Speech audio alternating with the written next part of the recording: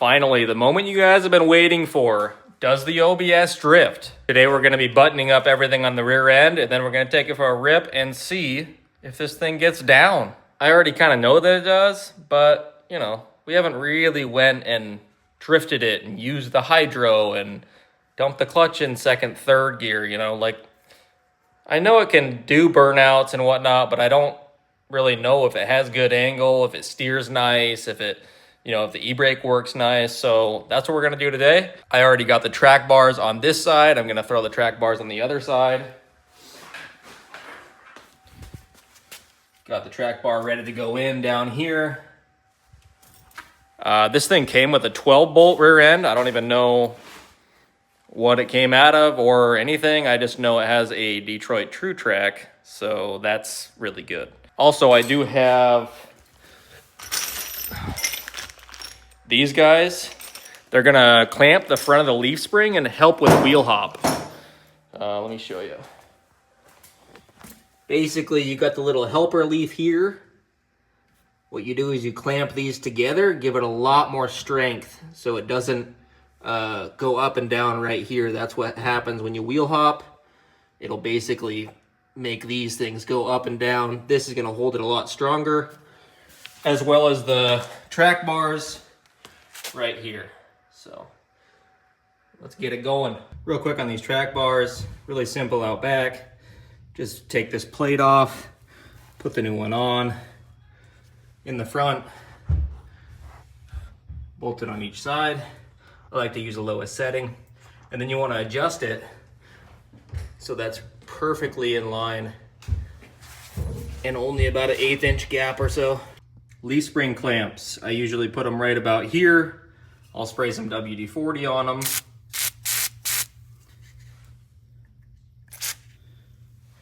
When you're cranking it down, it doesn't get too hot and gnar the threads up.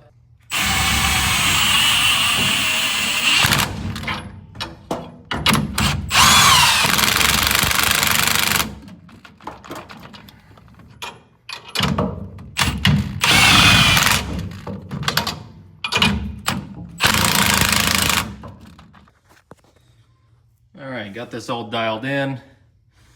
Gotta tighten them down with a 3/4 wrench because the deep socket maxes out right there. So I like to put these up so you're not scraping anything down low. There's a lot of room up here, so that's what I do. Nice and tight. Quick little story. These guys, the clamps, I ran these on Quicksilver for probably 2 years before I even got any track bars on that thing. So that is very good budget, 18 bucks or something. Well worth it. I'll throw the link in the description and pick them up. So this is the first side I had on. Real quick, I kind of want to go over why you need to either bolt through all the way through, or what I do is I weld right here and right here. Let me tell you why you need to do that. When this thing gets axle wrap, it pushes this guy forward. Before, this thing was right up against that leaf spring, but it got pushed forward, and then there's a big gap here. So basically, you're not doing yourself any good right now because that thing's just going up and down and not even touching. It needs to be pretty much touching, and then it'll help with axle wrap. So that's what we need to do. We need to tack this in place. I'm actually gonna move it back a little bit, tack it in place, and it shouldn't move.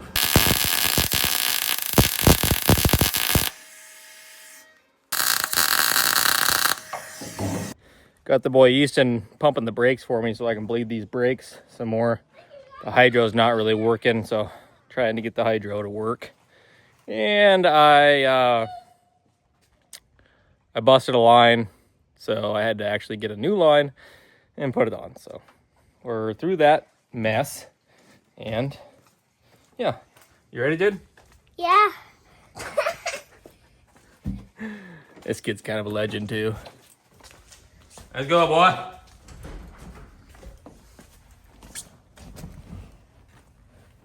You remember what to do? Yeah. Hit the brake. All right. Push it.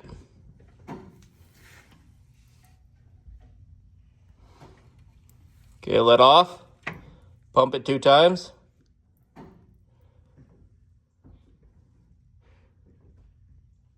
All right.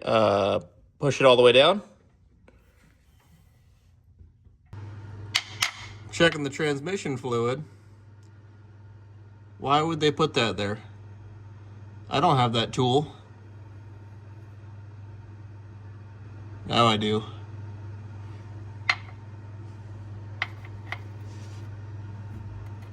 I win.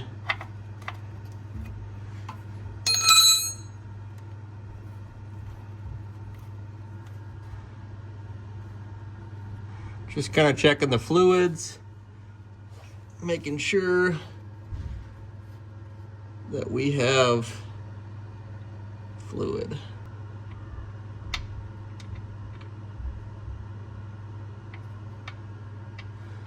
We have fluids. We are good. Also, if anyone knows what transmission this is, if it's an NV3500 or NV4500, I don't even know. But it's making 600 horse, so we might break it. Who knows?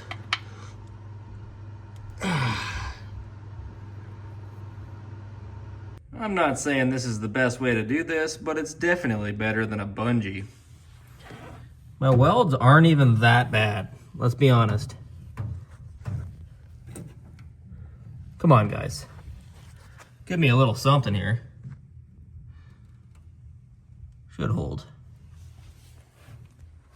I know this wiring is kind of a mess, but that's how the guy had it, and I'm not good with wiring, so this is what it is.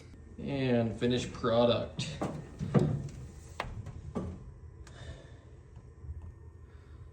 Finally got the battery all bolted down, nice and snug. Shouldn't go anywhere. A lot better than the bungee, that's for sure. And right here, I drilled some big holes, put bolts in both sides. And yeah, that should be good as well.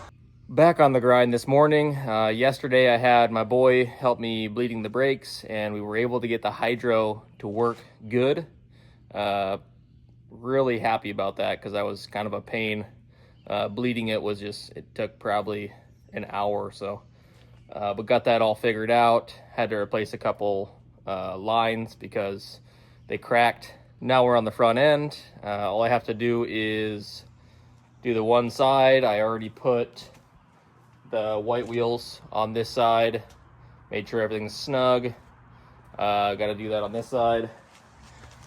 Right now it's just got these wheels. But first, I got to put a starter in this thing. And this thing came with a starter, so I'm going to steal the starter from the Denali and put it in this. Thank you. Got the tire off. We actually were running these white wheels on code red for that drift event that I went to. Putting these back on OBS, and then I'm actually going to run a 20x12. I already put it on this side. We're going 20x12, boys. Gonna look real good. But first, we're gonna throw this starter in because when I was getting it off the trailer, it exploded. And it's way up in there, so. Melted American coilovers, you know the deal. Good stuff, running 2-wheel drive right now. When chunks of metal come out from your starter, probably not a good deal. Real quick, if you're doing a starter and you have like a manual trans, you have it in first gear, because I usually keep it in gear so it doesn't roll. If you put that starter in and it somehow jumps the starter, it's going forward.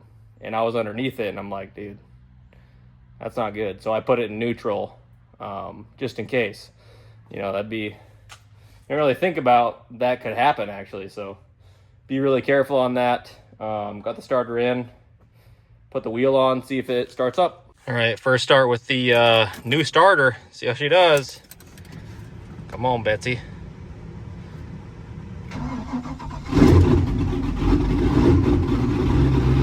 Yes. We win. I love this truck. Tires underneath here, I gotta clean it up from the drift event. These tires are cooked.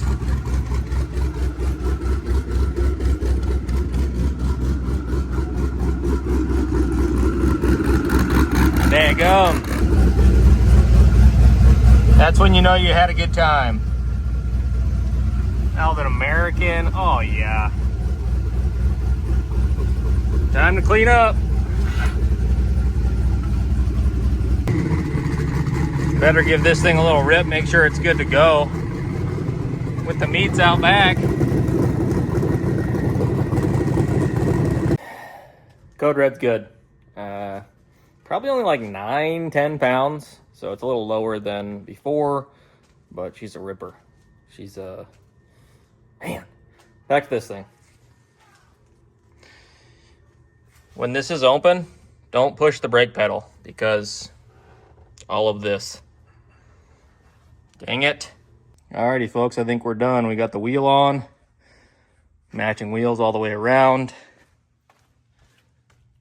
and she's ready to fire. Haven't even fired this thing up in a couple weeks. Here we go. Man, I just love this interior. AZA for the win, dude. Look at the steering wheel. Like, are you kidding? There we go.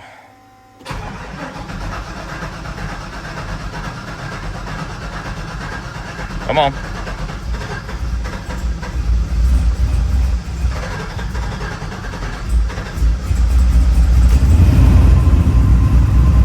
E85 life, man. We got 47 pounds of oil pressure. AFRs are good. Vacuum's good. Fuel pressure's good. She's just purring. And she died.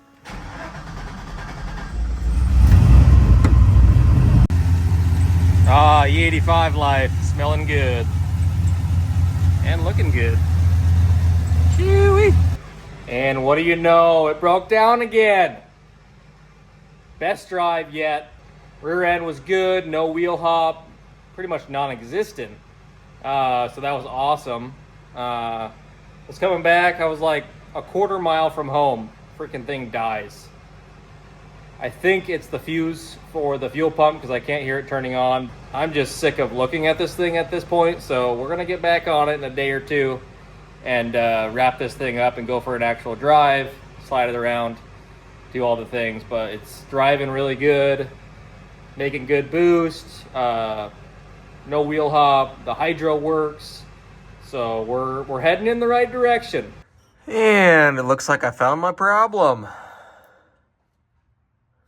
Wires cannot go on the exhaust. You will blow fuses. I did not put these wires in, so don't come at me.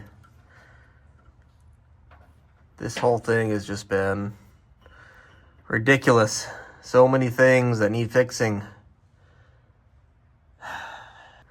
I did not put these wires here, folks. Simply just fix what was wrong before and then slowly fixing other things as I go. So, yeah. Zip tie this up and we should be good to go. Working on my fog lights here. Got them all wired up to the same wiring as above. Basically plug and play. Got some bolts here to bolt it in. I got to respray this because it was chipping. I freaking hit that and chipped it, but yeah, good stuff. Oh, look at the back one. Got some new kitties. Meow. Kitty kitties. You like the kitties? Yeah. Yeah. Dude, careful. All right, back to the fog light install here. Bruh. Got the fog lights all wired up. Let's put it all together and see how it looks. So we got the fog lights all mounted up, lit up, and they're looking pretty good.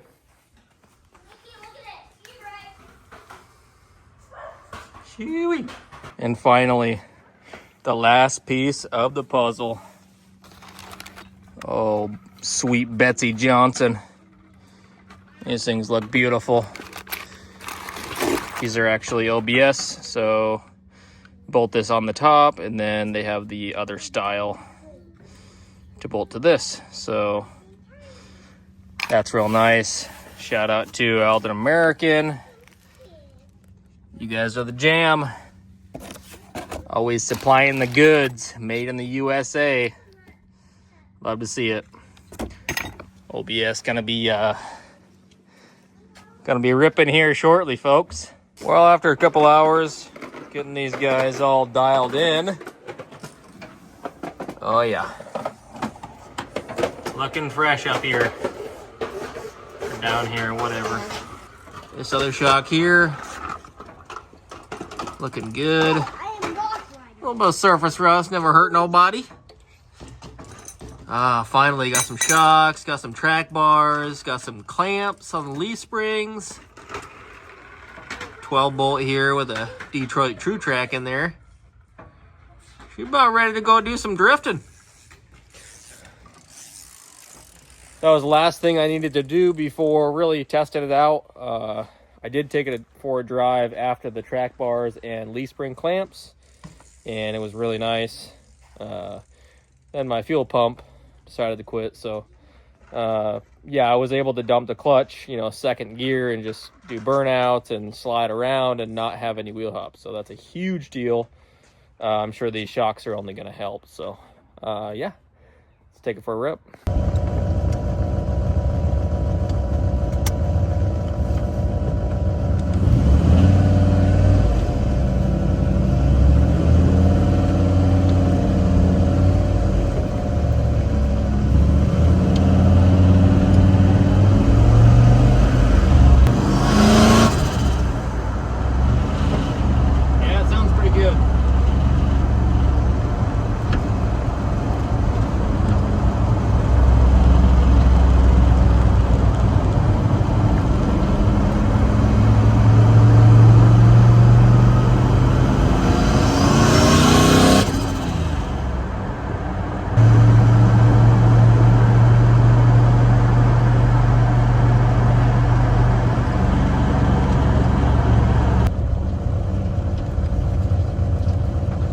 Second gear.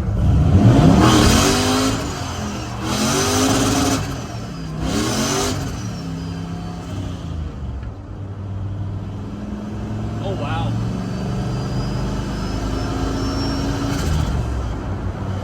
This thing's rowdy.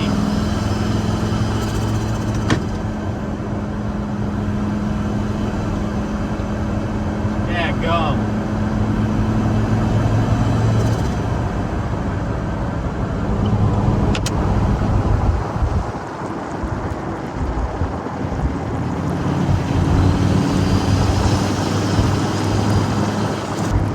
E-brake here to whip it around.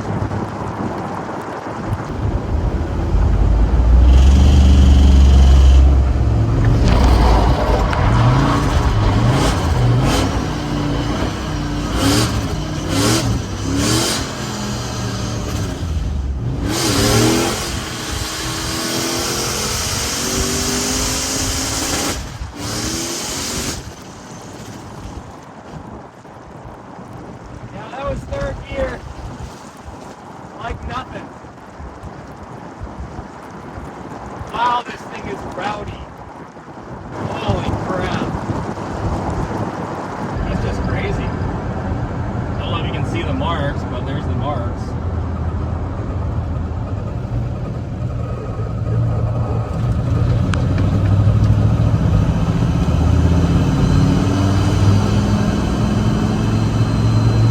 Rolling into it in third.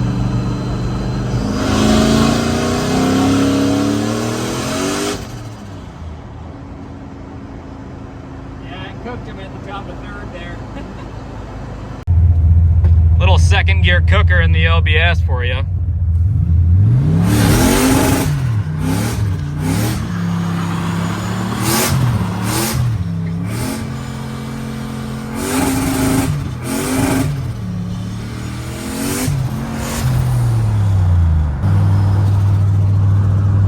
Yeah, this thing's kind of a weapon.